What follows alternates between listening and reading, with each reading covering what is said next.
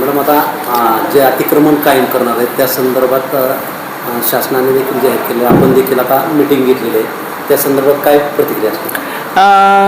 2011 पूर्वीचं जे राहण्याच्यासाठीचं म्हणजे निवास प्रयोजनासाठीचं अतिक्रमण जे आहे ते नियमित करण्याचा शासनाने निर्णय घेतलेला आहे. त्या संदर्भामध्ये मी पत्रकार परिषद घेतलेली आहे. माननीय उपविभागीय अधिकारी यांनी ही पत्रकार परिषद घेतलेली आहे.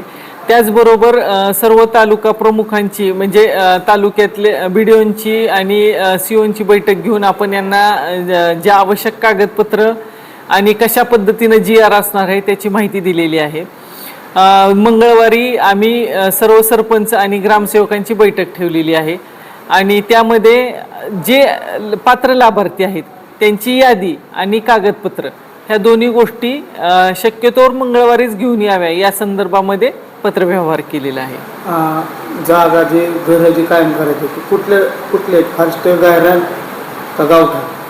नाही, फॉरेस्ट आणि गायरानातली ह्यातली नियमित होणारच नाहीत किंवा मोकळ्या जागी ज्यासाठी शासकीय प्रयोजनासाठी राखून ठेवलेल्या ज्या जागा आहेत त्याच्यावरची ही अतिक्रमणं जी आहे ती नियमित होणार नाहीत. गावठाणातली अतिक्रमणं नियमित होणार आहेत आणि त्यासाठी ती म्हणजे ती राहण्यासाठीच अतिक्रमण केलंय का नाही याची खात्री केली जाणार आहे.